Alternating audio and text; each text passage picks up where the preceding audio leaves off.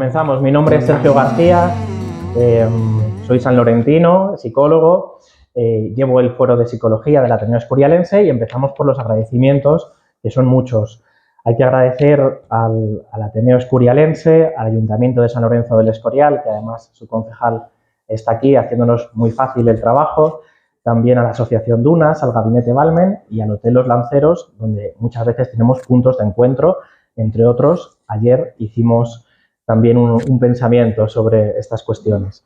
Y paso a presentar a Lorenzo Caprile, que es un modista español. En 1993 presentó en Madrid la primera colección de su firma. Caprile nació en 1967 en Madrid, cursó estudios en el Fashion Institute of Technology de Nueva York, en el Politécnico Internacional de la Moda de Florencia, Italia, ciudad en la que además consiguió un grado en Lengua y Literatura Española por la Universidad de Florencia. En 2024, hace muy poquito, el Ministerio de Cultura de España adquirió la colección de moda y el archivo personal del artista, con el objeto de conservarlo en el Museo del Traje. Enhorabuena por ello.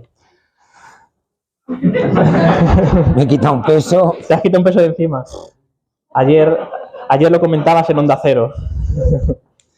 Desde 1986 trabaja para distintas firmas de modas italianas y españolas. En 1993 inaugura su propio taller en Madrid, especializándose en moda nupcial y de ceremonia. De estilo clásico, es admirador de Manuel Pertegaz. Desde 2012, Caprile es también figurinista de la Compañía Nacional de Teatro Clásico de España.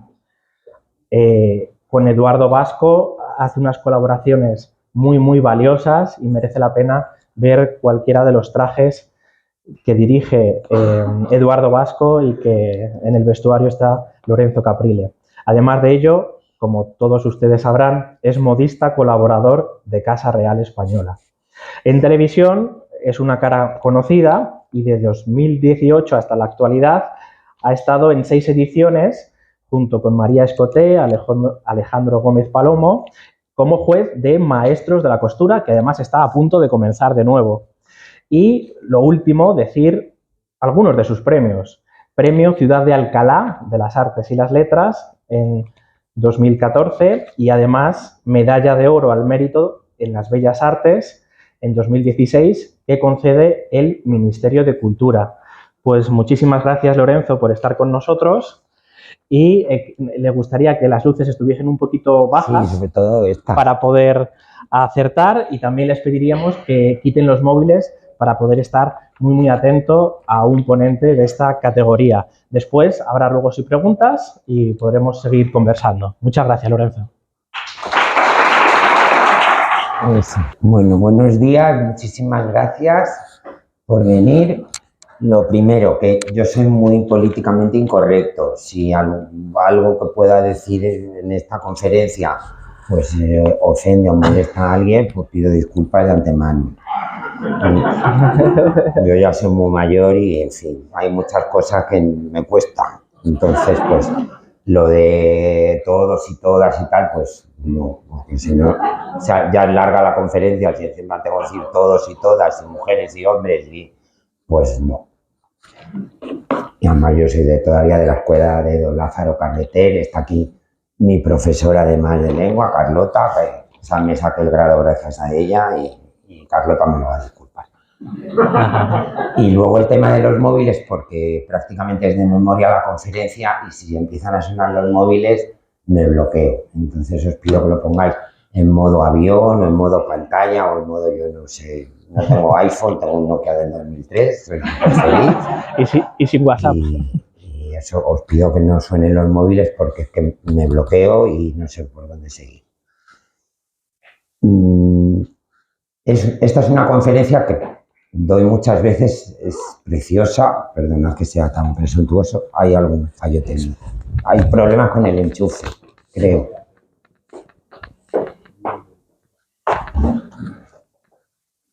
Tú quédate ahí, Sergio, para pasar, porque yo para mí eso es japonés. Vale. Y sobre todo es una conferencia para demostraros que algo tan habitual que ya damos por hecho en esta sociedad del siglo XXI tan esquizofrénica, que es que las prendas lleven esa etiquetita que es tan molesta, que ahora ya no es una etiqueta, es como una especie de declaración de intenciones, porque cada vez son más largas con la nueva reglamentación europea, ya tiene que venir hasta el DNI de quién ha cosido, de quién ha confeccionado, que es todo mentira, pero bueno. Es algo muy reciente en la historia de la humanidad, es de antes de ayer. Si comparamos la historia de la humanidad con un día entero, pues la aparición de la etiqueta es pues en la última campanada de cuando Anne las daba, los últimos 5 segundos, pues ahí aparecen las etiquetas, que es algo que damos por hecho. Es algo muy reciente. Lo de que en una prenda aparezca una etiqueta que diga, pues, es de esta firma, o es de este creador, o es de este modista, o es de alguien. Eso es algo modernísimo. Tiene 150 años, más o menos, 160 años. Empiezo con esta primera imagen, que me imagino que la habréis reconocido, porque desgraciadamente, no sé si se me oye bien, porque me han microfonado y luego tengo esto también, no sé si hay eco. Porque desgraciadamente no se conocen los autores o autoras de los vestidos, de las piezas de indumentaria que podemos admirar, y aquí tenemos el monasterio de San Lorenzo del Escorial, en todas las obras de arte, no solo los retratos, también esculturas, artes menores, cerámicas, porcelanas, de toda la historia del arte, desde que el hombre es hombre. No conocemos, no los conocemos. Si nos ponemos a investigar y hacemos una labor de ratoncito de biblioteca, tal, pues de repente aparece algún nombre. Ahora mismo, la semana que viene, se presenta un trabajo muy sesudo de una historiadora norteamericana, siempre si tienen que ser los de fuera, los que vengan a cotillear los nuestros, como siempre, que ha estudiado la figura del sastre de Felipe IV, pero ha tardado como 15 años en elaborar ese libro. O sea, te tienes que realmente poner a ello para encontrar algún dato y poder reconstruir un poco la vida de estos personajes, porque eran artesanos, era un oficio a los que ni ellos se daban la importancia que nos dan o que nos damos nosotros hoy en día, ni tampoco la sociedad se la daba. Bueno, pues había que vestirse, ibas al sastre o a la modista, te hacías el vestido y punto pelota. Por eso, con muchos compañeros y estudiosos y filósofos, no hay nada más aburrido que la filosofía de la moda, que es un truño de muchísimo cuidado. Bueno, se nos ponen estupendos cuando empiezan a discutir de si la moda es arte o no es arte, se ponen muy profundos, que es un tema que no me interesa nada. Yo siempre les digo, hombre, si fuera arte, pues sabríamos los nombres, ¿no?, de estas personas, que conocemos los nombres de los arquitectos de las pirámides de Egipto, conocemos los nombres de los escultores griegos, romanos, de los que pintan los frescos. Hay un registro, y de lo que hacía la ropa es que no sabemos nada, con lo cual es un poquito sospechoso, ¿no? Y entonces ya pues cambian de tema y se van por otro lado, el concepto y tal. Normalmente, no, sigue, si aquí tengo mucho que hablar.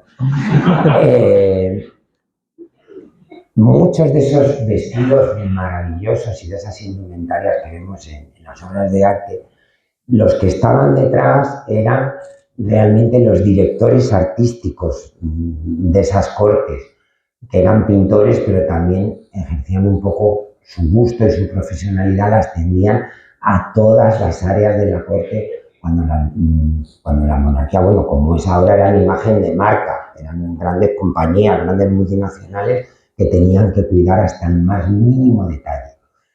Y he querido traer estas dos imágenes bellísimas, las habréis reconocido, son de la mano de Leonardo da Vinci. Este señor, con tan cara de tan pocos amigos, así tan enfurruñado, fue uno de sus mayores mecenas. Me parece que era Ludovico el Moro, el gran duque de Milán. Leonardo da Vinci, como un magnífico artista que era, fue un poquito mercenario, trabajó para todos los grandes, poderosos de la época, y dentro de sus labores, dentro de cuando trabajó para los grandes duques de Milán, pues se dedicaba no solo pues, a pintar la última cena tan famosa que todavía se puede admirar en Milán, sino un poco a dirigir todo el aparato, ¿no? La imagen de esas cortes, a ejercer un poco de director artístico, todos esos carros efímeros, esas entradas triunfales, esas arquitecturas, como digo, efímeras, los uniformes. De hecho, cuando visitáis Roma, que se non è vero ben trovato, como se dice en italiano, la leyenda dice que el que diseñó esos uniformes tan coloristas de la Guardia Suiza fue el mismísimo Miguel Ángel, ¿no? Por deciros que no solo pintaban y construían y hacían arquitecturas y estas obras que han sobrevivido, sino que se ocupaban un poco de la dirección artística en general de todo, para que tuvieran una imagen coherente y de poder y que todo encajara en el mismo sitio. Y este objeto preciosísimo que vemos aquí se conserva en uno de los códices, creo que hay 4 o 5 en todo el mundo, que creo que 1 o 2 tenemos el privilegio de conservarlos en la Biblioteca Nacional de Madrid, y este viene de uno de ellos, y es una faltriquera para conservar la pólvora que estaba llegando con Marco Polo, unos siglos antes, estaba llegando ya a Europa, y el disparar con armas de fuego, pues como todo en esta vida, empiezan las clases más altísimas como un divertimento y luego ya pues se transforma en lo que se ha transformado, desgraciadamente.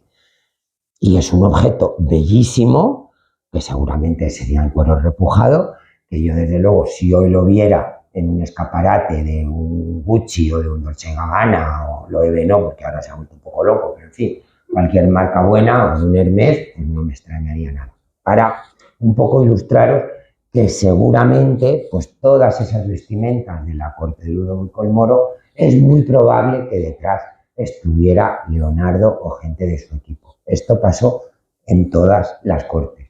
De hecho, en el siglo XVIII, Rafael Mengs, que fue pintor de cámara, ahora ya no me acuerdo si de Carlos IV, de Carlos III o de los dos, ganaba a veces más dinero con los diseños para los bordados de las casacas de los hombres, que estaban todas decoradas. En el Museo del Traje tenéis ejemplos magníficos, que a veces que con los retratos, para que veáis un poco, situaros un poco en contexto. E incidiendo en esta idea del anonimato, este magnífico retrato de Moroni, que se conserva en la National Gallery de Londres, de un sastre, porque con antiguas leyes y tal, el oficio de sastre, y de hecho no han cambiado muy poco las cosas, porque no conozco muy pocas, no sé si hay alguna, sastra de caballero. El oficio de sastre era un privilegio exclusivo de los hombres. Ahí podríamos entretenernos una semana con la lectura freudiana de que si la tijera es el falo, no sé qué, en fin. Solo podían cortar los hombres. Las mujeres podían coser las prendas, bordarlas, lavarlas, encañonarlas, pero no las podían cortar. El oficio de sastre era un oficio eminentemente masculino, no, exclusivamente masculino, incluso para ropa de mujer. De hecho, en este estudio sesudo que se presenta la semana que viene, este sastre de Felipe IV era sastre para él y también para las infantas y para las sucesivas reinas, porque Felipe creo que se casó 2 veces, con Isabel de Francia y luego con una de sus sobrinas. Y en ese sentido, profundizando en lo que os decía antes, no conocemos el nombre de este sastre. Debía ser alguien muy importante en la corte de turno para que un Moroni le retratara, pero su nombre no ha llegado hasta nuestros días. Un poco para incidir en esa idea de que esa idea de la moda firmada, de que detrás hay un superhombre o una supermujer, es algo muy reciente. Se conserva el retrato. La verdad, el chaval merece un retrato porque es guapísimo, pero no sabemos quién es. Yo me aventuro a pensar, que soy un poquito novelero, que podría tratarse de un sastre español, porque en ese momento estamos hablando del apogeo del Imperio Español, finales del reinado de Carlos V y sobre todo el reinado de Felipe II y los primeros años de Felipe III, hasta 1600 y pico, hasta que muere Felipe III, es el momento que cuando estudiamos indumentaria se denomina el periodo español. El Imperio Español en ese momento era como hoy Estados Unidos. Aunque nos odiaran, y de ahí viene la leyenda negra, todo lo que sucedía en España automáticamente se copiaba en el extranjero. Y tener en cualquiera de las miles de cortes y a veces diminutas que había por toda Europa, tener entre sus miembros un sastre español era un símbolo de distinción. Es como ahora los árabes que están comprando a golpe de millones a todos los deportistas. Pues lo mismo pasó en aquella época con los sastres españoles. De hecho, los primeros libros de sastrería, de patronaje, los burdas de la época, son españoles y se conservan de nuevo en la Biblioteca Nacional de Madrid. Aquí tengo que echar mano de mis chuletas porque nunca me acuerdo. Los 4 más importantes que prácticamente aparecen cada 20 o 30 años. El más antiguo es el de Juan de Alcega, luego viene el de la Rocha Virgen, luego el de Martín de Andújar, y a finales del 17 el de Juan de Albaiceta. Son los primeros tratados documentados, luego ya vienen todos los de la enciclopedia francesa con la ilustración, que sean, como siempre los franceses se promocionan mucho mejor que nosotros, que hay miles de facsímiles, de estos no hay facsímiles, de los franceses sí. Los primeros, ya os digo, son los españoles, y el más famoso es el primero, el de Juan de Alcega, libro de geometría y traza. Y ahí veis en la imagen inferior un despiece de cómo se colocaban los patrones para aprovechar hasta el más mínimo centímetro de tejido. En aquel momento los tejidos, todavía no había aparecido la revolución industrial, eran telares manuales que como mucho, claro, lo que abarca los brazos de un ser humano, que ahí podían tejer tanto hombres como mujeres. Estamos hablando de telas como mucho de un ancho de 80-90 centímetros, o sea que es muy poquito. Y el tejido era algo carísimo, carísimo. Ahora vamos a las grandes marcas globales, que no les vamos a hacer publicidad, que ya bastante se hacen ellas mismas, y compramos ropa compulsivamente y no nos damos cuenta de lo que significa lo que estamos comprando. Porque detrás de eso hay que fabricar el tejido y antes de fabricar el tejido hay que fabricar el hilo. Hay que hilar ese hilo para poder tejer ese tejido. Y ahí, en las hilaturas sí que hicieron muchísimo negocio las mujeres. Tal y como los sastres era un oficio exclusivamente masculino, el oficio de hilar sí era un oficio femenino. Y hubo grandes hilanderas con grandes emporios que hicieron muchísimo dinero. Si queréis profundizar en este tema, hay un libro que se publicó hace 2 o 3 años en la editorial Siruela, que a mí me ha cambiado por completo mi perspectiva y me ha quitado muchos tópicos y muchas tonterías de la cabeza, que se llama El tejido de la civilización, de Virginia Portel. Es un libro magnífico y ahí descubriréis que muchas veces, ahora que está tan de moda la visión de género y tal, vemos estos retratos en conversación, ¿no? Como se dice ahora, de hombre y mujer, marido y mujer, de burgueses, tal, de él contando monedas y ella con un hilo o en la rueca hilando, y nos dicen el señor heteropatriarcal que lleva su negocio y tal, y las mujeres con la rueca haciendo sus labores femeninas, porque mentira podrida. Ella estaba con su instrumento de trabajo, porque a veces hilando tenía un ejército y un mini emporio de hilanderas y estaba ganando más dinero que él. Para que veáis cómo cambian las modas y cómo se pueden leer las obras de arte desde otro punto de vista totalmente diferente. Hacemos un salto de casi 2 siglos y empezamos ya a entrar en materia en el origen de la moda firmada con la gran protagonista de finales del siglo XVIII, de la segunda mitad. Espero que la hayáis reconocido. Por supuesto, es María Antonieta. Comentando la diapositiva anterior, se me olvidaba comentaros que cuando estudiamos indumentaria, desgraciadamente, lo que estudiamos es cómo se vestían las clases más acomodadas en el vértice de la pirámide social. Cómo se vestían las clases más desfavorecidas o normales, es decir, el 99,9% de la población.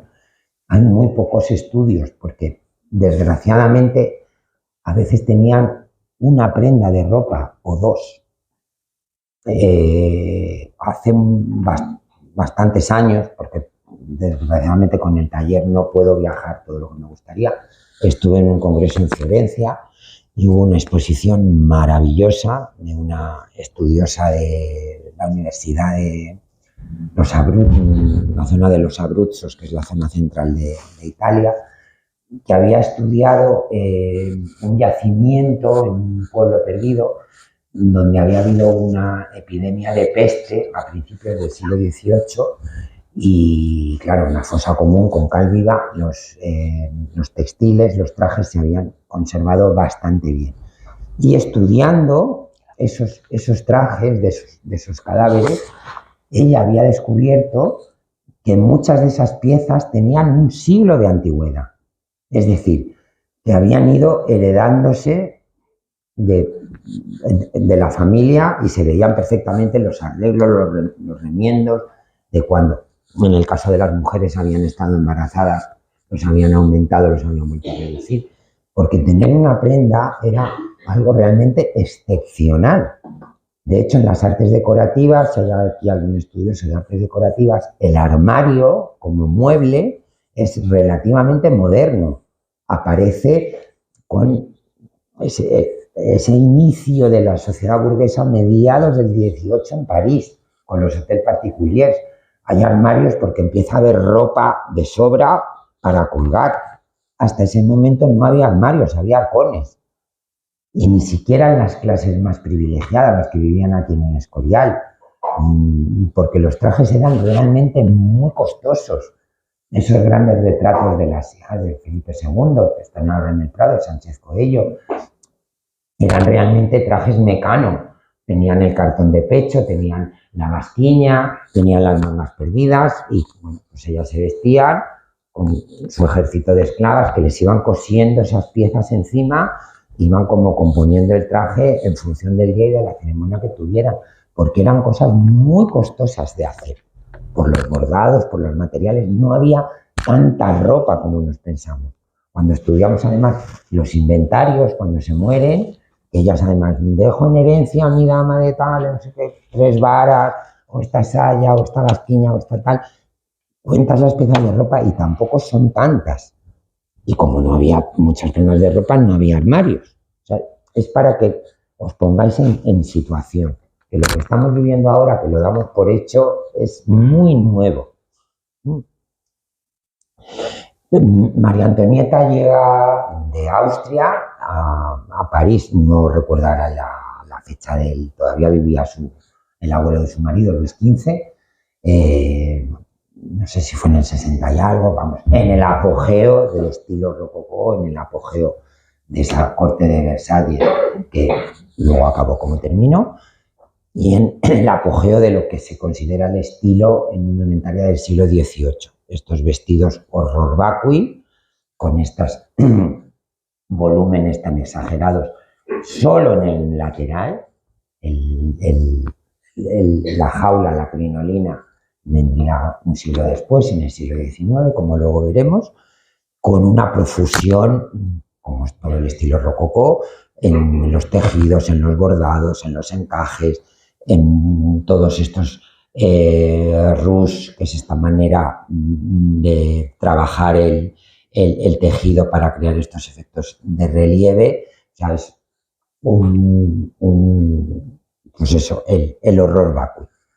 Y ella llega en este momento a Versalles y si María Antonieta viviese hoy, es muy probable que se hubiera convertido pues en una gran creadora de moda o en algo tan cursi que dicen ahora las revistas así un poco tontas, lo que se llama el still life, ¿no? El estilo de vida, porque tenía eso, en nuestra industria es lo más valorado, tenía antenas, tenía esa capacidad. Si alguien ha visto El Diablo Viste de Prada, que para mi gusto es la mejor película que se ha hecho sobre nuestra industria, lo que la directora le dice un momento a la niña, ¿no? Que ella tiene la capacidad de saber lo que su público va a desear, pero que todavía no lo sabe. María Antonieta tenía esas antenas. Y en ese sentido dictó modas, dictó gusto y se convirtió realmente, por usar una palabra de ahora que yo odio, se convirtió realmente en una magnífica y formidable influencer. Y aquí aparece este personaje con unos datos biográficos muy ambiguos, porque no sabemos muy bien si hermanos o hijos que se llamaban igual que él, pero en fin, para el caso de esta conferencia nos vamos a quedar con su nombre de pila, con Leonardo, que era el peluquero de confianza de la reina. Cuando ella llegó a Versalles, que la película de Sofía Coppola lo caricaturiza un poco, pero en el fondo era así, con un protocolo realmente absurdo, a ella le adjudicaron un peluquero, el peluquero oficial, que ya era ya un señor muy mayor, con la que la Delfina no tuvo química cero desde el primer día.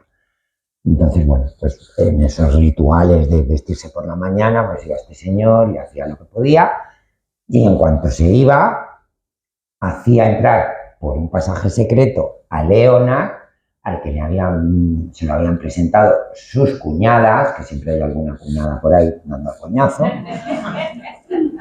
y le deshacía lo que le había hecho este pobre señor y empezaba a hacer sus malabarismos. Leonard ha pasado a la historia por ser el inventor de eso que ahora asociamos siempre con ese periodo y con el momento María Antonieta, de esos peinados gigantescos que se llamaban el puff.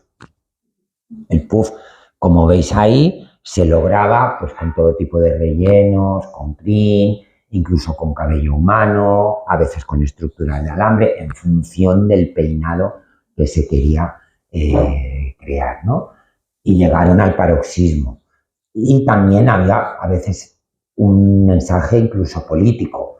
En la guerra de secesión americana, que sabéis que Francia, la gran enemiga de Inglaterra, apoyó a los rebeldes, hubo una batalla famosísima que ganaron los franceses y al día siguiente la Delfina apareció con el peinado que se pasó a la historia, el peinado a la Paul, al apoyo, porque la Paul era el nombre de la fragata que había vencido esa batalla. Y era el barco, que lo habréis visto en miles de tal, con los cañones que disparaban de verdad, y en fin, y los pececillos, y en fin, una locura. Y luego, cuando consiguieron que la pareja real se vacunara de la viruela, Leonard se inventó un peinado que llamó el peinado a la inoculación, o sea, a la vacunación. ¿Qué tendría en el puff? Pues una jeringuilla, no tengo ni idea. Pero para que veáis, bueno, pues la importancia de esas fruslerías en la intrahistoria. Entonces, gracias a Leonard, aparece la primera ya gran protagonista de nuestra historia, que es esta señora que vemos aquí, Rose Bertin. No me voy a explayar en sus datos biográficos porque tenéis un montón de datos de ella en internet. Hay varias biografías de ella, unas más serias, otras más noveladas, pero realmente es un personaje fascinante. Como haría Coco Chanel un siglo después, nació en la Auvernia, que es una de las zonas más pobres de Francia, que yo creo que el nacer pobre en una zona pues castigada, pues en fin, como yo les digo a veces a mis sobrinos nietos, ¿cómo se nota que no os habéis peleado por el bocata? Los que tienen mi edad me entienden lo que quiero decir. Pues ella, desde una mujer muy ambiciosa, que tenía muy claro lo que quería llegar a ser, en un momento dado hace las maletas con un dinerito que había recibido de una herencia y se va a París a comerse el mundo.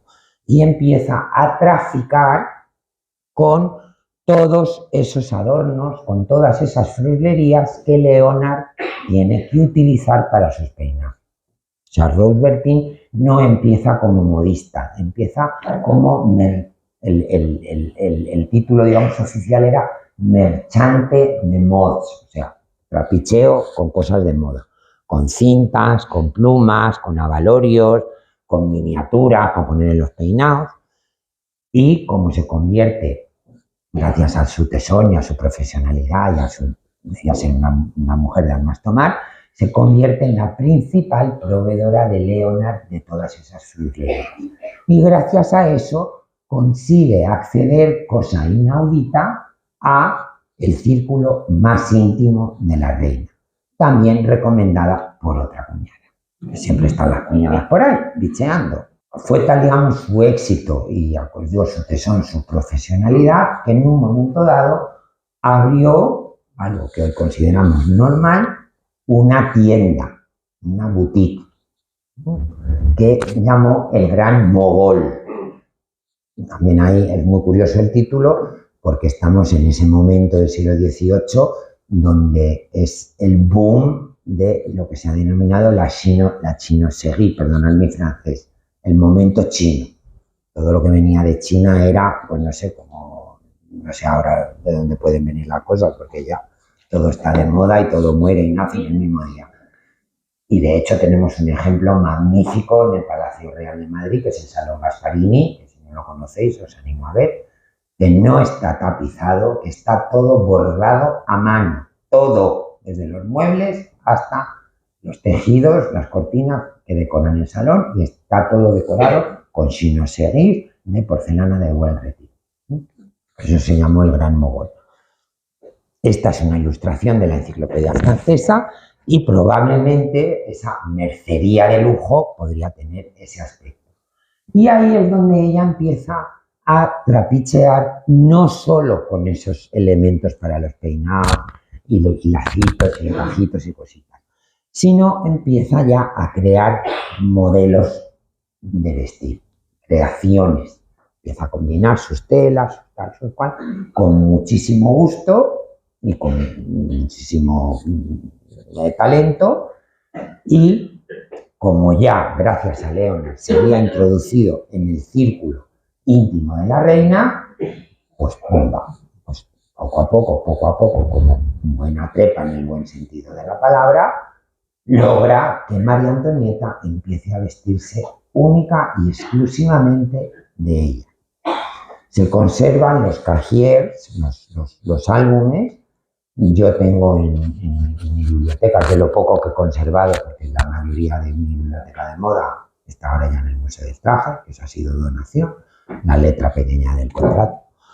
De ahí sí que se ha hecho un facsímil y es curiosísimo porque todos los retalitos claro, en cada modelo a lo mejor había 4, 5, 6, 7 materiales, todos perfectamente anotados, lo que se iba a hacer, lo que costaba, cuentas millonarias, no me extraña que cortaran la cabeza, y ella iba todos los días a Versalles, la recibía la reina personalmente, un gran escandalazo porque eran rarísimos los casos que plebeyos accedieran al círculo íntimo de la familia real, y no digamos ya si era una mujer. Bueno, hemos montado una plebeya mujer que habla directamente con la delfina, sin intermediario.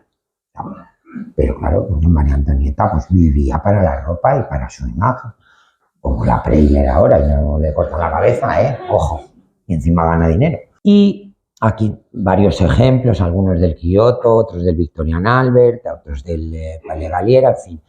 Este es un poco el mundo en el que empieza a moverse Rose Bertin y María Antonieta. Siguen en ese estilo, en el apogeo del rococó. También hay una intención política, porque detrás de esto quieren potenciar las sederías francesas, sobre todo las sederías de Lyon, que quedarían arrasadas por las guerras napoleónicas, y se empieza a introducir una moda un poquito más informal, entre comillas, vamos a llamarlo así, porque aparecen en Europa, introducidas por la gran enemiga de Inglaterra, de Francia, que es Inglaterra, a través de la Compañía de las Indias Orientales, las famosas indianas de algodón, que es algodón estampado que intenta reproducir, mediante estampación, que era mucho más barato que tejer, esos dibujos intrincados, maravillosos, que se tejían a mano en Lyon. Es lo que ahora visten las falleras, los famosos espolines de la seda valenciana. Y esas indianas se hacen popularísimas porque de lejos dan el pego, y al ser algodón permiten vestimentas un poquito más cómodas. Ahí tenemos un ejemplo de polonesa. Yo he investigado y no sé por qué coño se llama polonesa, porque no tiene nada que ver con Polonia, pero lo llamaban la polonesa, que si os fijáis eran un poquito más cortas, o sea, se veía un poquito el tobillo. Ya a finales del 18 empezamos con el fetichismo del zapato y del tobillo femenino, que ya lo arrastrábamos, porque en el siglo de oro, si habéis, vamos, sois forofos de nuestro teatro español del siglo de oro, hay miles de referencias al tobillo de las señoras, que era como algo, en fin. Eran un poquito más cortos y tenían este sistema como las venecianas, pues para recogerse las faldas un poco a voluntad y empezar a manejar un poquito el volumen de estos vestidos imposible. Entonces ahí ya empieza tímidamente a haber una pequeña revolución, siempre de la mano de Rose Bertin y de María Antonieta. Pero la gran revolución llega con este traje, que fue un auténtico escándalo. Es como si es un retrato de la retratista oficial de María Antonieta, Madame Elisabeth Vigée-Lebrun, que ahora están tan de moda las mujeres pintoras, y ya, si no hay una exposición de mujer pintora, pues o no has ido a verla, no eres persona. Porque ya no ha habido pintores hombres, son todo pintoras, que están machacadas por la historia, olvidadas, violadas y todo. En fin. Pero nadie se acuerda de Madame Elisabeth Vigée-Lebrun, con una vida fascinante, que fue pintora oficial de la corte de María Antonieta, y con pinchadas un poco las tres, decidieron hacer este retrato, que fue un auténtico escándalo, porque es como si mañana a todos los ayuntamientos de España les llegara un retrato oficial de doña Leticia en bragas y sujetador. Porque esto realmente era ropa interior, es una chemise. Esta moda de la chemise la trajeron a París las criollas francesas, de origen francés, que habitaban en Haití. Luego, un poquito más adelante, veremos a la gran criolla de principios del 19, la siguiente gran influencer, que es la emperatriz Josefina. Que por favor no vayáis a ver Napoleón, porque es una mierda. No perdáis 3 horas de vuestra vida en eso. Además el vestuario es una cosa más fea en mi vida. No, si aquí queda. Lógicamente en Haití, en las plantaciones y tal, con ese calor espantoso, pues las criollas vestían estos tejidos vaporosísimos, estos vestidos vaporosísimos de algodón, con el talle un poco indefinido, pues algunas debajo del pecho, en función también de su volumen corporal, otras en la cintura, en fin, pero eran trajes sueltos, vaporosos, y no marcaban el cuerpo de la mujer, en fin, una auténtica revolución. De hecho, fue tal el escándalo que Madame Elisabeth Vigée-Lebrun tuvo que repetir el retrato, prácticamente conservando la pose, creo que conservó la Pamela, pero con un vestido pues más decente, entre comillas. Ahora, fue tal la popularidad de este chemise, que la moda seguiría viviendo de este modelo casi 15 años, como veremos en la diapositiva siguiente, que aquí tenemos un ejemplo en España de este traje primo hermano de, digamos, la gran influencer de la época en España de finales del siglo XVIII. ¿Alguien me sabe decir quién lleva este vestido? Es un retrato famosísimo, la duquesa de Alba. El retrato que se conserva Hay dos retratos de doña... que no, nosotros la llamamos Cayetana, ella jamás se llamó a sí misma Cayetana, se llama María Teresa.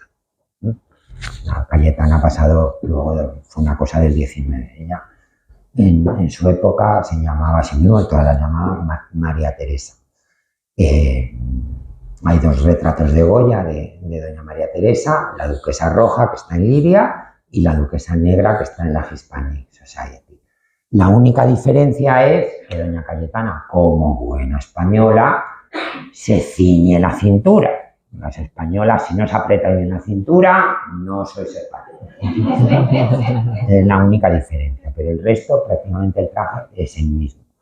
Y tal fue la popularidad de Rose Bertin, no sé si ese traje es de Rose Bertin, pero sí os puedo decir que tanto doña María Luisa de Parma, su gran enemiga, y todas las infantitas de ese periodo vistieron de Rose Bertin, porque en el archivo de Palacio hay cuentas millonarias de Rose Bertin. Doña María Luisa de Parma, pues claro, como todas las mujeres, con perdón, no quiero ser machista, que está de moda esta, pues yo también lo quiero.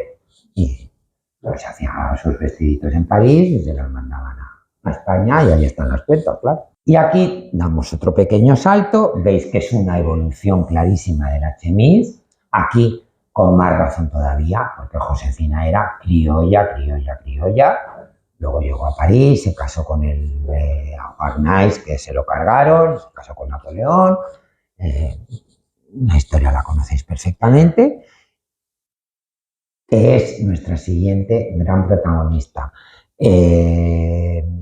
Josefina coqueteó un poco con Rose Bertin, pero Rose Bertin ya cuando llegó, digamos, el apogeo de Napoleón, vio que su momento había pasado, le traspasó, entre comillas, el negocio, creo que a una sobrina, porque ya no tuvo hijos, y se retiró. Había hecho muchísimo dinero y como lo haría Coco Chanel, se retiró a una casa en la Costa Azul, maravillosa, creo que murió ya bien entrado el siglo XIX, en el 1820 y tantos. Y Josefina confiaría en el siguiente protagonista, que sería Leroy, Louis Hippolyte Leroy. Debo decir de Rose Bertin que realmente,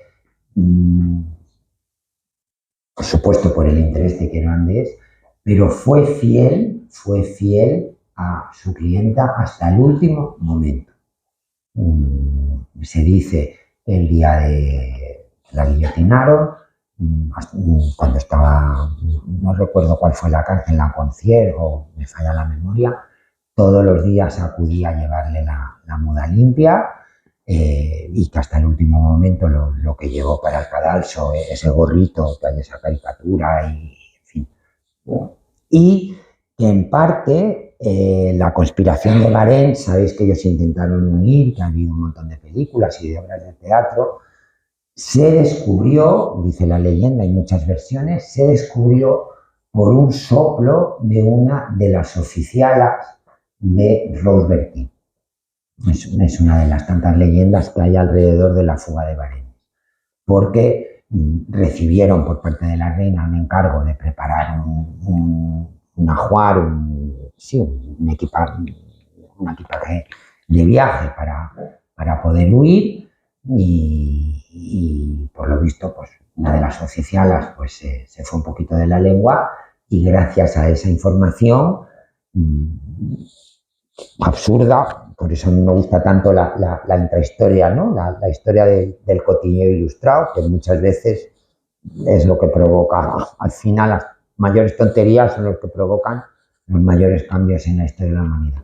Gracias a esa indiscreción, los revolucionarios descubrieron la conspiración, la huida a Varennes, y sabéis que los detuvieron justo antes de llegar a la frontera y les mandaron de vuelta a París.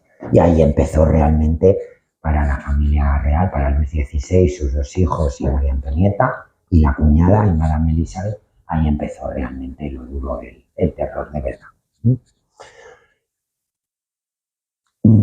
Josefina, siglo nuevo, sistema político nuevo, todo nuevo, ya os digo, coqueteó un poquito con Rose, pero enseguida vio que aquello no era lo suyo y empezó a confiar en Louis Hippolyte Leroy, que os acordáis de Leonard. Louis Hippolyte Leroy ya venía trabajado de intimar y, en fin, todas las labores diplomáticas que hay que hacer con este tipo de clientela, porque había sido uno de los ayudantes, de los esclavitos, digamos, de ese famoso peluquero Leonard, con lo cual estaba más que acostumbrado a todo ese mundo un poquito caprichoso y un poquito imprevisible. El momento, digamos, de explosión del reinado de Napoleón, su autocoronación. También hay miles de leyendas que le quitó la corona al Papa, le quitó al Papa, en fin. Como para hablar en lenguaje actual, pues una multinacional, pues un gótico, un BlackRock de ahora, pues una imagen, quiere haber un espectáculo para decir, aquí mando yo. Él necesitaba un director artístico, Napoleón, para que todo eso tuviera una unidad y tuviera pues una coherencia. Y confía en el pintor de corte. Y otra vez volvemos a lo que os hablaba al principio con Leonardo. Confía en Jean-Louis David para, digamos, diseñar toda esa ceremonia y toda esa corte que era nueva, era todo absolutamente inventado. Pero claro, Jean-Louis David era un pintor. Luego, esos bocetos, esas telas, esos bordados, no sabía ni por dónde empezar. Entonces, ¿a quién recurre? A Louis Hippolyte Leroy. Entonces, probablemente todo esto que vemos en este magnífico cuadro que está en el Louvre de David surgió de la cabeza de David, pero quien lo realizó fue Louis Hippolyte Leroy. Y ahí vemos a Josefina en todo su esplendor y con un traje que resume a la perfección lo que se ha llamado el estilo imperio, por el imperio napoleónico, que es subir el talle hasta debajo, hasta justo debajo del pecho. Eso es algo que luego Eugenia de Montijo lo haría de otra manera. Josefina tenía no un defecto, tenía el talle muy corto. Entonces, en vez de intentar alargárselo, lo que hizo, tengo el talle corto, pues lo exagero todavía más. Le subo el talle hasta debajo del pecho y crea ese estilo que ya ha pasado con ese nombre, el famoso corte imperio, que es el corte debajo del pecho. Y encontró en Louis Hippolyte Leroy su mayor aliado. Aquí vemos una factura, uno de los membretes que se ve perfectamente. Louis Hippolyte Leroy, Mestier de Modes de Su Majestad la Emperatriz, y luego un montón de cosas en francés que no he podido leer. Con Rue no sé qué, creo que sí, no lo entiendo bien, en el número 89 y el hotel. Ahora veremos la fachada de donde tenía él su taller. Que esta es una novedad que empieza a introducir Leroy. En Rose Bertin, sí, abrió su boutique Lebrun Mogol, pero era ella la que se desplazaba a Versalles para atender a la reina. En el caso de Leroy, ya él empieza a considerarse un artista, un personaje, y no obliga, hace que sean sus clientas las que vayan a visitarle a él. Eso es un cambio importante, que luego ya en el siglo XIX ya se desarrollaría y ya es muy raro que ningún proveedor nuestro vaya a visitarnos a nuestra casa. Bueno, a lo mejor el Avon llama a tu puerta.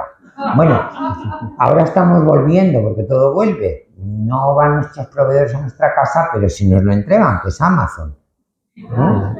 El concepto de tienda tradicional que empieza en el siglo XVIII y ya se establece en el XIX y es todo el siglo XX, empieza a caer en desuso y volvemos un poco a hace 2 siglos. Compramos por internet y nos llegan las cosas a casa. O sea, para que veáis que el ser humano no se inventa nada. Todo vuelve y vuelve y vuelve. De otra manera, pero todo vuelve. Y esto podría ser un poco el aspecto de esos salones de Leroy. El traje que veis es un ejemplo magnífico, un traje de corte de la emperatriz Josefina. Está conservado en la Malmaison y esta es una imagen de la Malmaison, que fue ese palacio que Napoleón, digamos, le dejó en el acuerdo de divorcio. Eso sí se ve bastante, un poquito en la película de Napoleón. Y aunque en la película parece que ya está ahí sola, abandonada, deprimida y nada más lejos de la realidad, vamos, se lo pasó pipa en la Malmaison, recibió unos fiestones, vamos, en fin. Pero bueno, esta habitación de la Malmaison, veis ahí en el fondo el otro vestido en otro maniquí y veis la cama de la emperatriz. Pero bueno, este podría ser un poquito el aspecto del interior de esos salones de Leroy. Pero todavía no había aparecido la etiqueta. Ni Rose Bertin ni Leroy firmaban sus vestidos. El concepto etiqueta no existía aún. Tenemos detalles de sus vidas, sabemos quiénes son, hay facturas, empieza a haber ya nombres propios detrás de esas grandes creaciones que vemos en los retratos, pero todavía no existe la etiqueta. Los trajes que hay en los museos podemos suponer cuando se dice no, este traje perteneció a María Antonieta, pues podemos suponer que salió de los talleres de Rose Bertin, pero a lo mejor no.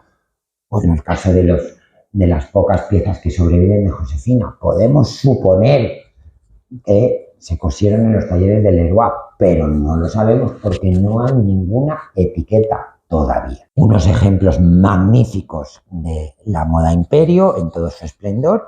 Estos vienen del Metropolitan Museum y aquí me detengo como curiosidad, es un poco un spin-off, como se dice ahora. En la imagen de la derecha, ¿qué es lo que más os llama la atención? ¿Perdón? No, folleto no, porque folletos ha habido siempre. El bolsito, el bolso, que es de lo que ahora viven la mayoría de las marcas de lujo, de los bolsos y los perfumes, aparece como objeto a finales del 18 y principios del 19. ¿Por qué aparecen los bolsos? El bolsito.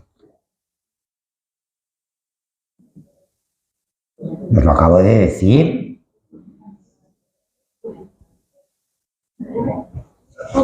Porque las señoras tienen que salir de compras. Antes eran los proveedores los que venían a visitarla, con lo cual, ¿para qué quieren un bolso si están en su casa? Pero como ahora tienen que salir, porque hay miles de boutiques y de cosas y de tal que las atraen y despiertan sus instintos más bajos, consumistas, pues claro, necesitan un bolsito para llevar ahí su dinerito. En moda nada pasa por casualidad, siempre hay un motivo muy fundamental. Que en esa época, que ha sido además la pieza del mes del Museo del Traje en el mes de enero, en esa época esos bolsitos, esas bolsitas, al menos en castellano, se llamaban ridículos, porque eran ridículamente pequeños. Serían eso, pues para llevar 4 moneditas y me compro una cintita, me compro un encajito, no serían para nada más. Y por fin llegamos al gran protagonista de nuestra historia. Este señor que vemos aquí con cara de pocos amigos es el que se inventa la moda más o menos tal como la conocemos hoy, es el padre de la alta costura, tal y como la conocemos hoy, y el responsable de que las prendas lleven etiqueta con un nombre. Y suena otro móvil por ahí. Este señor se llama Charles Frederick Worth. El famosísimo Worth. Lo mismo, no os voy a entretener aquí con datos sobre su vida, porque hay miles y miles y miles de páginas en internet que cuentan un montón de anécdotas y de cosas. Algunas son ciertas, otras no, como todo lo que hay en internet. Sí os puedo decir, de origen también muy humilde, inglés, como, que es muy curioso, dos grandes revolucionarios de la alta costura de París, el que se la inventó y el que la revoluciona casi un siglo después. Es muy curioso que sean ingleses, que van a París a triunfar en la moda femenina, porque ya en estos años, estamos hablando de mediados del siglo XIX, ya empiezan a perfilarse las dos grandes capitales de la moda. Londres para la moda masculina. De hecho, el corte inglés se llama así porque su origen fue una sastrería de caballeros. El corte inglés. ¿A que eso no lo sabíais? Algunos sí, los más mayores sí. Una sastrería que estaba... ahí es todo el día entre los primos, los areces y tal, que yo siempre me lío con los genealógicos. Si no estaba en la calle del Carmen, una de esas calles que hay entre Callao y Puerta del Sol. Era una sastrería de hombres, sobre todo más que de hombres, para adolescentes. Mucho traje de comunión, de almirante, esas cosas, de principios de siglo. Era el corte inglés, que era una patente de que era sastrería inglesa para caballeros de la web. Y París como capital para la moda femenina, que más o menos eso se ha seguido manteniendo hasta hoy.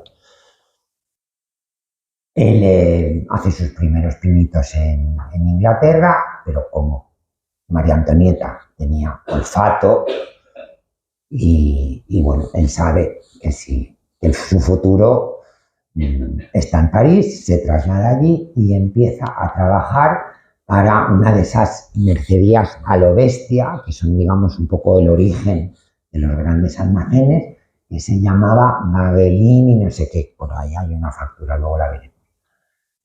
Y tiene como compañera de mostrador a una mujer fascinante, con la que enseguida hace migas, hace muy buen equipo, que se llamaba Maggie, con la que luego se casaría, y él empieza a utilizar a Maggie como modelo, en el sentido de, pues venían las señoras a esa supermercería, y él cogía pues la tela, o el chal, o el encaje, o la cinta, y decía, pues mire señora, pues puede hacer esto, combinar esto con esto, y para su cofia, pues este encaje lo pone aquí, y utilizaba un poco a Maggie como modelo viviente para modelar esa creación sobre la marcha para vender lo más posible, despertando todos los celos y las envidias de sus compañeros, porque si Worth, aliado con Maggie, pues vendían 300.000 al mes, pues los otros vendían 50. Entonces, él en un momento dado dice, si esta pasamanería anónima vale 50, pero pasada por mis manos y por mi creatividad y por mi piquito de oro, porque en mi profesión muchos de piquito de oro, al final vendemos humo todos, igual esta pasamanería que cuesta 50 la puedo cobrar a 50.000. Al final la industria de la moda es eso, ¿eh? Y asociado con unos tejedores de Lyon, con la industria textil, como haría Dior casi un siglo después, cuando fundó su casa de costura, que se alió con Boussac, fundaron la primera casa de modas tal y como la conocemos hoy en día, que fue la casa Worth. Aquí vemos un retrato de Maggie. Worth, en sus años de esplendor, también él jugó mucho con su atractivo físico. Claro, pues no es lo mismo que te atienda un señor viejo, gruñón y feo, con perdón, no sé si esto se puede decir ya, a que te atienda pues un pedazo de tío. Pues claro, ¿dónde vas? Pues al más guapo de la tienda, pues lógico, yo también iría. ¿Ves? La Maison Gagelin, en Rue de Richelieu, una de las facturas. Aquí es donde empezó a trabajar Worth con su compañera de mostrador, con Maggie. Y esta es la sede de Worth, que abrió y siempre permaneció allí hasta el año 30 y algo, 40 y tantos, que ya se asoció con Pacan y luego ya en los 50 ya se disolvió. En perdonad mi francés, Rue de la Paix, calle de la Paz. Un poco iniciando lo que es lo que luego con el tiempo ahora ya han cambiado un poco las cosas, pero iniciando un poco lo que es el barrio de la moda en París. Rue de la Paz está muy cerquita del Faubourg Saint-Honoré y de la famosísima Place Vendôme, donde está el Hotel Ritz y donde luego abriría, que está muy cerquita de Rue Cambon, la sede de Chanel, y en Place Vendôme abriría sus talleres Schiaparelli, esta marca que ahora están intentando resucitar con bastante éxito. Y bueno, pues una imagen no de esa época, porque no hay fotografías de esa época, de cuando inició, ya de principios del siglo XX, cuando la casa estaba en manos de los hijos de la pareja, de Jean-Philippe y Jean Gaston, para que veáis un poco pues, el ambiente, ¿no? Y ya veis que hay cosas confeccionadas, listas para llevar, un primitivísimo prêt-à-porter, ¿no? Como hablamos ahora. 3 ejemplos fantásticos del estilo Worth. Él llega a la moda cuando la crinolina, cuando estas jaulas, estos armatostes, que aquí sí que no es como el tontillo, como el panier dieciochesco, que solo ampliaban en el lateral, que hay en las lecturas freudianas y conceptuales y tal. Y ahí, bueno, en parte pueden tener razón.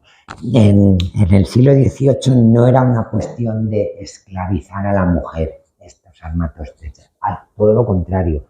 Era una cuestión, por usar un término del que se usa y abusa hoy en nuestros días, era una cuestión de empoderamiento, de que ellas ocuparan espacio, y que realmente eran siluetas imponentes, un poco como el guardainfante español, ¿no?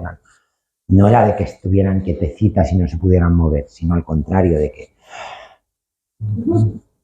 De hecho, había la hija predilecta de Luis XVI, la pobre pues está un poquito contrahecha, pero claro, entre el corsé y estos armatostes, pues...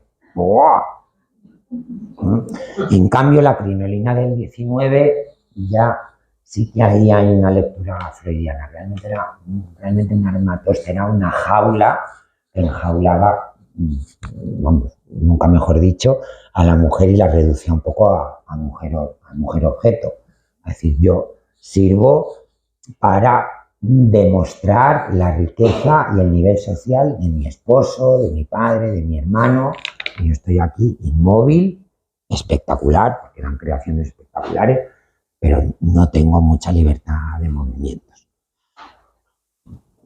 Y luego, poco a poco, la transformación que fue introduciendo Worth, al que no le gustaba la crinolina mucho, y fue un poco suprimiendo todo ese volumen y llevándolo hacia atrás progresivamente. Este de aquí es de finales de los 50, primeros 60, ese ya es de los finales de los 60, del 67, 68, y este ya es de los años 70, que es creando el famoso polisón, que en castellano, siempre con ese gracejo tan madrileño, se llamó culo de París. Pero en cualquier caso, el estilo de Worth, vemos colores muy potentes, excepto en este caso, el horror vacui, combinación de todo tipo de materiales, labores de costura muy intrincadas y sobre todo que, como él estaba asociado a una industria textil, a su socio, que ahora no recuerdo el nombre, pues trajes que consumieran mucha tela. Otros ejemplos magníficos esto ya es de la segunda etapa de la casa Worth, cuando la casa la heredaron sus hijos, Jean-Philippe y Jean Gaston, que vemos otra de las características, la asimetría, y luego ese trabajo, que yo a veces lo he tenido que hacer en el taller y es horroroso, que combina el estampado con el entolado. Es decir, tienes que ir recortando el estampado, se aprecia bastante bien, e incrustar los vacíos con encaje. Es un trabajo de chinos. Esa fue una de las grandes especialidades de la Casa Worth. En Patrimonio Nacional conservan un manto de corte de la reina Victoria Eugenia, de Gosalves, que era el taller madrileño que tenía la exclusiva, la patente de reproducir los modelos de Worth en España, y es todo con esa técnica y es impresionante. ¿Por qué Worth llega a ser Worth? Esta es una historia de cotilleo ilustrado muy graciosa. Él sabía que para cumplir sus ambiciones y que su nombre realmente pues llegara a todos los rincones del planeta, tenía que vestir a la gran protagonista de París en esos momentos, que hoy, por usar la misma palabreja que he usado con María Antonieta, realmente era la gran influencer de la moda en ese momento. ¿Alguien me sabe decir quién es? Estamos a mediados del 19, en París, Eugenia de Montijo. Yo aquí, momento publicitario, si queréis profundizar en el tema, os animo a visitar la exposición que he tenido el privilegio de comisariar con mi queridísimo compañero Eloy Martínez de la Pera, La moda en la Casa de Alba, en el Palacio de Liria. Está siendo tal gran éxito que nos la prorrogan casi mes y medio más. Tenéis tiempo hasta el domingo 5 de mayo para ir a ver.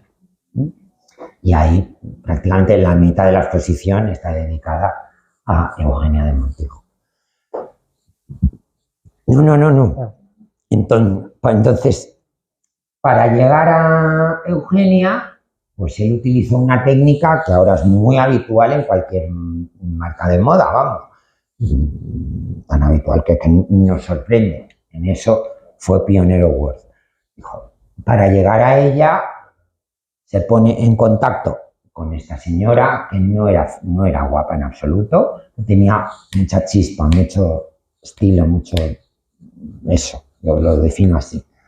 De hecho, Víctor Hugo o Zola, no me acuerdo, uno con muy mala uva, la definió el chimpancé más gracioso de París. Esta señora que vemos aquí era la princesa Pauline von Metternich, que estaba casada con un tío suyo, otro Metternich, que era sobrino del famoso Metternich, el de las guerras napoleónicas. Una mujer, debió ser una mujer fascinante, muy adelantada a su época, patinaba, montaba a caballo no al Amazonas, sino a horcajadas, fumaba, de las primeras en usar una bicicleta en París, en fin, debía ser un personaje. Y con muchísima relación con la emperatriz Eugenia. Entonces Worth, que era muy listo, le dijo a la princesa Pauline, mira, yo sé que eso es algo muy habitual en los embajadores, yo sé que tú mucho Metternich y mucha embajada del Sacro Imperio Austrohúngaro y todo lo que tú quieras, pero estás a dos velas, yo te he visto gratis, pero a cambio me tienes que traer al taller a la emperatriz. Y esta que era muy lista dijo, pues fenomenal. Y a la vista había el baile de turno en las Tullerías y le hizo una creación, según las crónicas, debía ser una cursilada, una especie de nube de tul con estrellas, un poco el traje de Sisi, del famoso retrato, que se sabe que es de Worth, en color azul pálido, no sé, una cosa bastante, lo lees y dices, pero bueno, pues debía estar, para los gustos de la época, pues debía estar espectacular.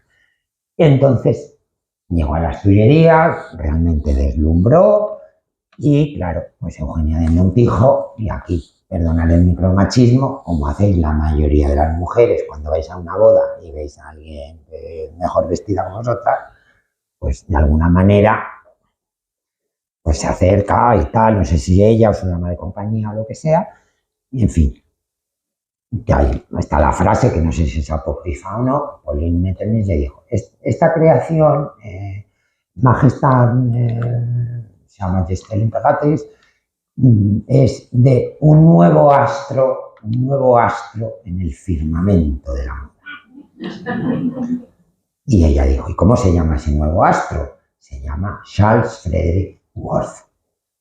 Y al día siguiente, pues, o 2 días después, la emperatriz pues exige que este nuevo astro que sea presentado en las Tullerías. Y ahí nace pues una de esos matrimonios o comuniones o alianzas mágicas en el mundo de la moda que se pasan muy de vez en cuando. Pues podemos, en el siglo XX, pues hablamos de una Audrey Hepburn con Givenchy, o una Natia Bascal con Oscar de la Renta, o una Catherine Deneuve con Yves Saint Laurent. Ahí nace pues una alianza eterna y la emperatriz empieza a vestirse única y exclusivamente de Worth. El encargo, digamos, más señalado y el más citado es el guardarropa que se hace confeccionar Eugenia de Montijo para su viaje oficial a Egipto para inaugurar el canal de Suez. Ese canal de Suez que está ahora tan de moda ahora, que si mandamos los españoles, no mandamos, boicoteamos, pues ese canal de Suez lo inauguró Eugenia de Montijo y que se estrenaba, Verdi compuso Aida para esa ceremonia de inauguración, que debió ser apoteósica, que por lo visto el rey o el sultán, no me acuerdo lo que había en ese momento en Egipto, se medio enamoriscó de Eugenia de Montijo, debía ser una personita muy especial, y se habla, no se sabe exactamente muy bien, se habla de un guardarropa entre 80 y 150 modelos para el viaje, que fue de 3 meses, 1 mes y pico para ir, los 2 o 3 semanas que estuvo allí con el canal y otro 1 mes y pico para regresar. Y para ese viaje, Worth, estamos ya en la segunda, tercera, cuarta revolución industrial, es la apoteosis de las patentes para los tintes sintéticos. Por eso los trajes de Worth, si os acordáis, habéis visto uno en un morado fuerte, no lo siguiente. Él se inventa para ese viaje un color que es ahora el preferido de las madrinas, que es el verde Nilo, para traducción, el que llevó Natia Bascal en la boda de su niño. Ese color se lo inventa Worth para el traje con el que la emperatriz Eugenia inauguró el canal de Suez. Que por cierto, ese canal lo había diseñado un ingeniero vasco-francés, Ferdinand de Lesseps, que era medio pariente de ella. También, pues, el Cotillo Ilustrado dijo que entre ellos dos había algo más que palabras. Cierro paréntesis. Aquí vemos a Eugenia en todo su esplendor y ahí es lo que os decía, este escote con el hombro al descubierto, que es característico de todo el siglo XIX, que pone de moda ella, como hizo la emperatriz Josefina 30 años antes o 40 años antes, era para, digamos, disimular, entre comillas, el defecto físico, entre comillas. Eugenia era un poquito estrechita de hombros caídos. Entonces, en vez de intentar disimularlo eso, pues con una hombrera, un relleno, unas mangas tipo Lady Di, dijo, no, pues lo que voy a hacer es exagerarlo todavía más, bajarme los hombros, dejarlos al descubierto y con la ayuda de esos corsés, que eran una tortura, ¿os acordáis de la escena de Lo que el viento se llevó? Y la ayuda de la crinolina, que me está creando un volumen exageradísimo en la parte de abajo, pues creamos una línea horizontal en la parte de arriba que ópticamente hace que el hombro parezca más ancho de lo que es.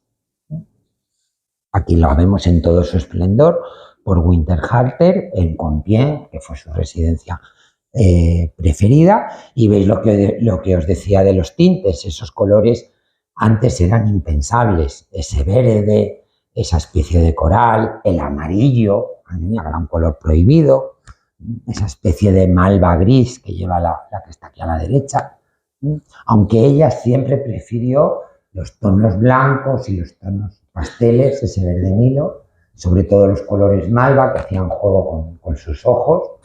Eran unos ojos particulares como Elizabeth Taylor, entre el malva, el verde, cambiaban un poco de color. Y sobre todo colores muy claros porque era muy pálida de piel. Eso es algo, lo del bronceado, eso es algo también muy reciente. Antes la raza y la clase social era por la palidez de tu piel, porque quería decir que no estabas en contacto con el sol, que no trabajabas en el campo, que eras una criatura preciosa envuelta en tu castillo de marfil. El bronceado lo puso de moda Chanel en los años 20 para decir, tengo el suficientemente tiempo libre y soy tan estupenda que me puedo ir a la playa en invierno y tomar el sol, para que veáis cómo cambian los significados, como el rosa y el azul, que ahora los niños son azules y las niñas son rosas. Eso es muy reciente, desde los años 50. Hasta el siglo XIX, el azul era de las niñas por la Inmaculada Concepción. Yo recuerdo, el dogma de la Inmaculada Concepción es del siglo XIX, y el rosa era de los niños, por no sé qué santo. Y si veis la mayoría de las imágenes del Niño Jesús, él va con una especie de trapo rosa, no va con un trapo azul. Lo del momento rosa viene con la explosión de las Barbies, que ahora está tan de moda la película, en los años 50. No sé qué pasó, ahí cambió el código de los colores. Para que veáis que cosas que ahora nos parecen muy naturales, realmente no lo son y son cosas de antes de ayer. Entonces, ¿qué sucedió al empezar a vestir a Eugenia de Montijo?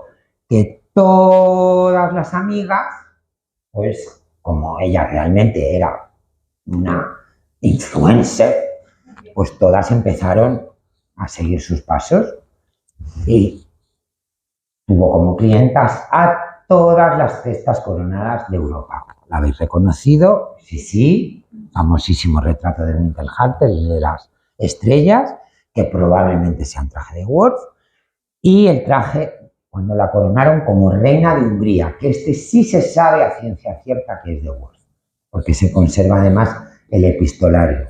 Sabéis el interés político que tenía Sisi, que fue una mujer inteligentísima, en mi opinión muchísimo más que su marido, y ella estuvo muy encima de la creación de este traje, donde quería hacer una estilización del traje tradicional de los magiares húngaros.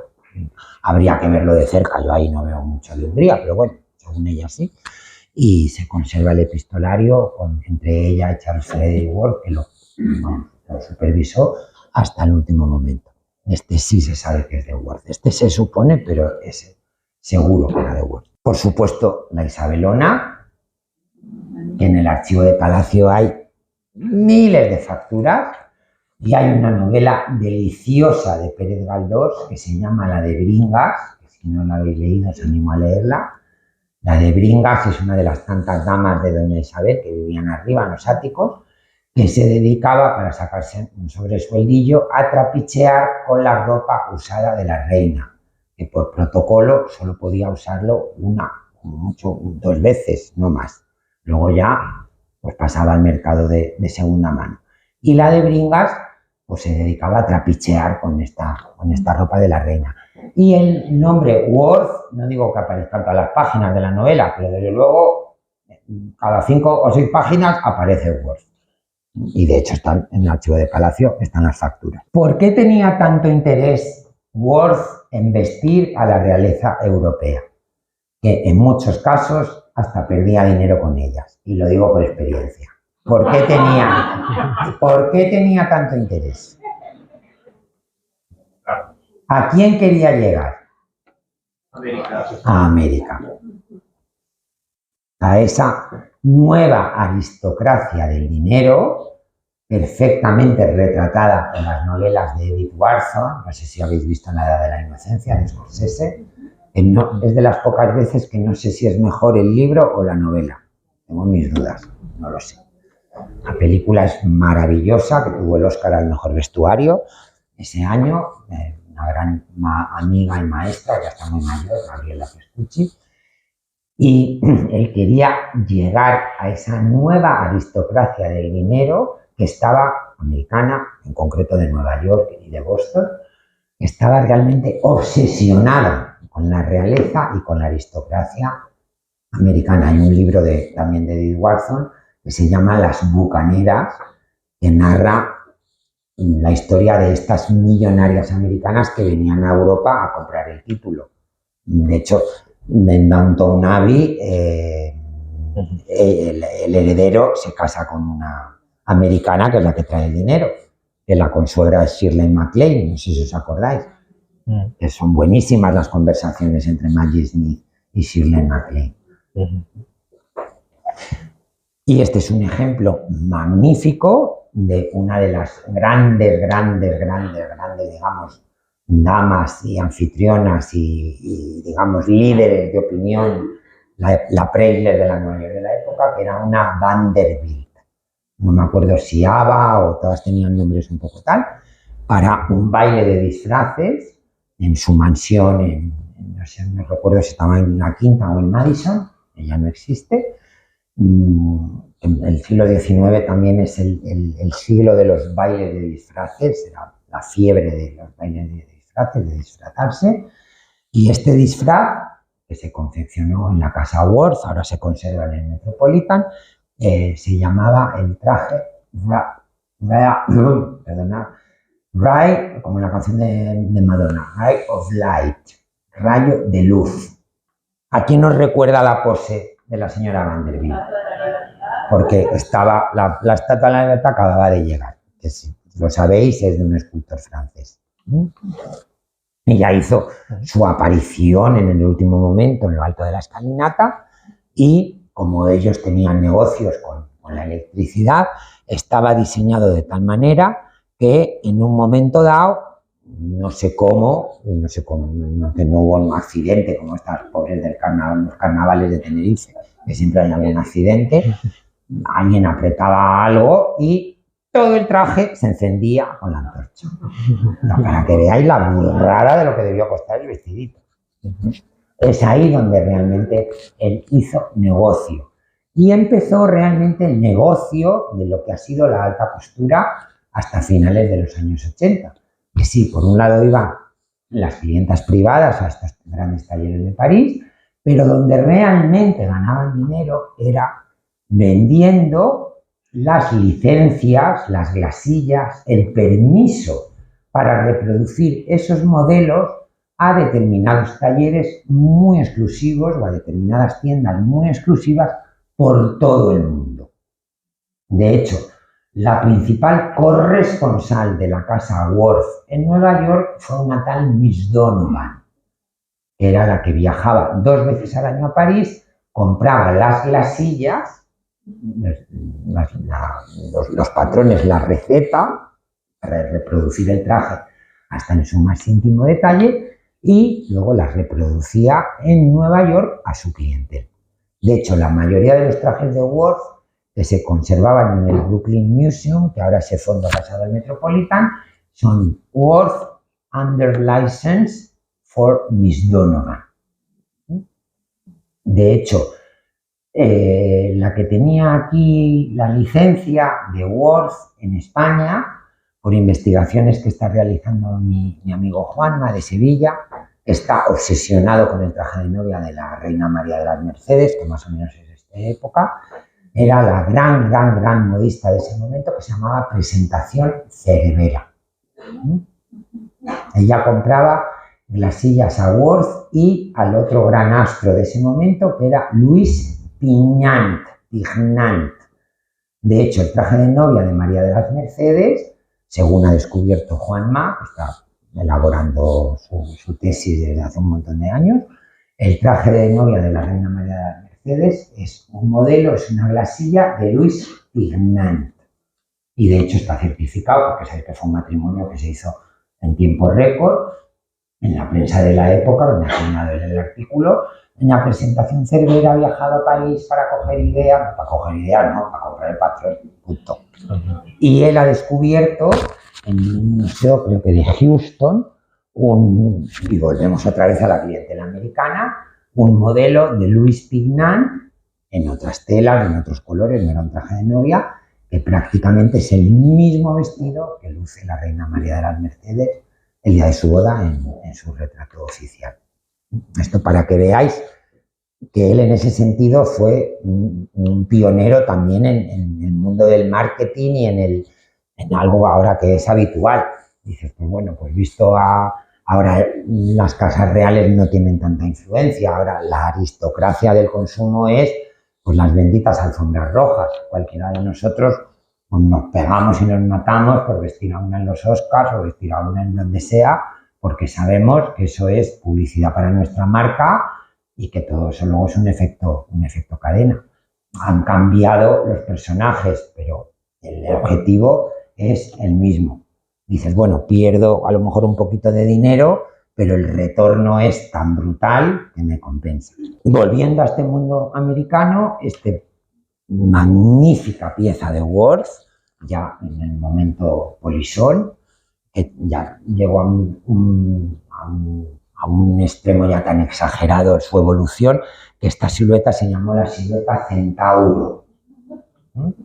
Este fue el traje que encargó el embajador americano, no recuerdo el nombre, ante el Imperio Británico, ante la reina Victoria, lo encargó para su hija el día que su hija, cuando cumplió los 18 años, fue presentada ante la corte de la reina Victoria. Es un traje que se conserva en el Smithsonian Institute de Washington y hace 20 años se subastó en Christie's o en Sotheby's el precio, el remate final de hace 20 años fue de $150.000 de hace 20 años, o sea, 300.000 euros de ahora. Es un traje impresionante. Esa niñuca se lo puso una vez. Y la protagonista de nuestra conferencia, la famosa etiqueta. La de la primera época, que él, como se consideraba a sí mismo un artista, un pintor, un ser excepcional, es su firma, una especie de F, de C, no se entiende muy bien, Worth, que se ve clarísimamente, y ya cuando falleció, la etiqueta de la segunda época, cuando la casa la heredan sus hijos, Jean-Philippe y Jean-Gaston, que es Worth con la dirección 7 Rue de la Paix, París. Este es, digamos, el meollo de nuestra conferencia. A partir de aquí, todas las casas de costura, altas, bajas, medias, intermedias, empezaron a etiquetar sus prendas. O sea que es un fenómeno muy reciente. La casa Worth, como os decía, sobrevivió, era sinónimo, pues eso, de una elegancia clásica, vamos, un valor seguro. No era nada ni de vanguardia, ni de un poco, pues como puedo ser yo, pero decían, bueno, voy a Worth y es un valor seguro, una apuesta segura, no arriesgo nada, pero voy a ir impecablemente bien vestida. Y ya os digo, luego se unió a la casa Pacan, que fue otra de las grandes casas de costura de principios del siglo XX, y las dos desaparecieron ya en los años 50. Sobrevivieron a los perfumes hace como unos 10, 15 años. Un oligarca rusa compró lo poco que quedaba e intentó resucitar la marca, pero no lo consiguió.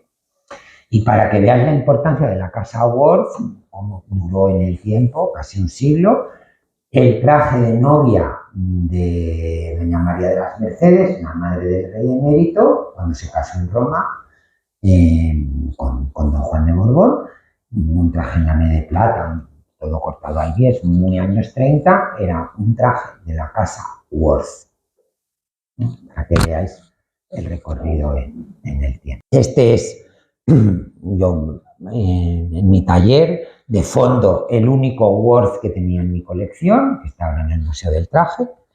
Era un traje negro, tiene una historia muy curiosa, porque este fue fue una donación de una conocida mía sevillana, pues vaciando la casa de la abuela, pues encontraron esto, y pues seguramente, pues no eran aristócratas, era una buenísima familia sevillana, pero pues seguramente, pues en su viaje de novios, pues fue a París, por la ilusión, como muchísimos de nosotros, ¿no? Vamos a París y queremos comprar algo, ¿no? En una marca buena. Pues voy a Worth, ¿dónde voy a ir? ¿Y qué se compró? Un traje negro, porque el traje negro era el traje bueno.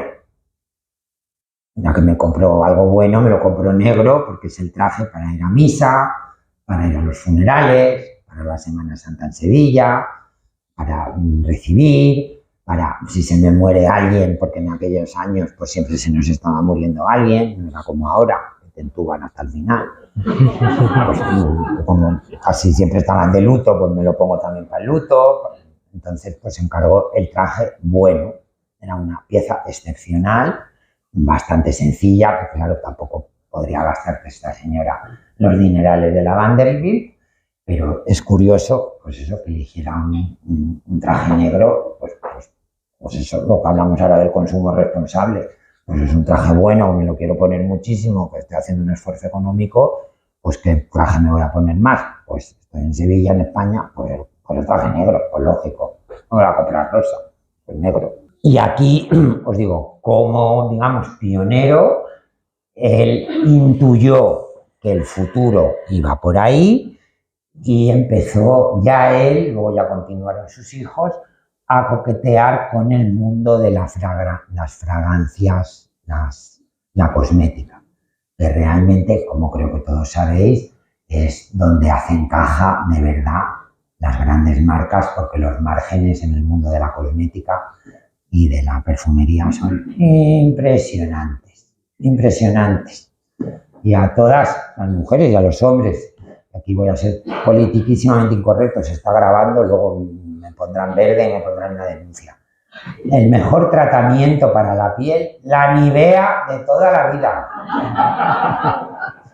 Ni los serums, que ahora se ha puesto de moda el serum. Hace 20 años eran los radicales libres.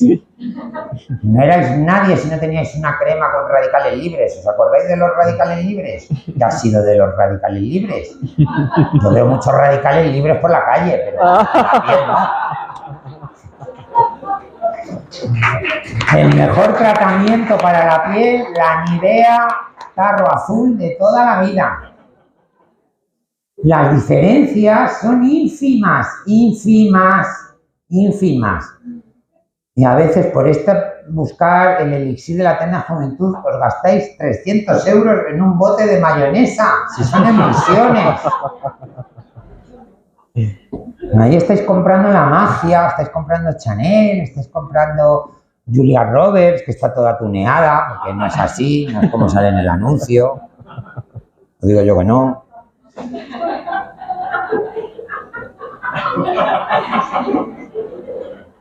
Pero las grandes casas de moda realmente con lo que están ganando dinero es con esto, que es pues eso, pues aguachirri. Y en eso también él fue pionero porque intuyó que los tiros iban por ahí.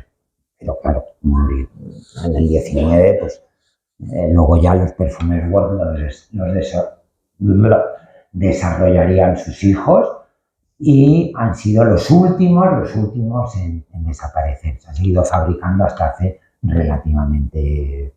Y ya para terminar, la que realmente todo ese camino que abrió Worth lo explotaría y lo llevaría a muale de luz, o sea, la perfección absoluta, es decir, ya no se puede hacer más.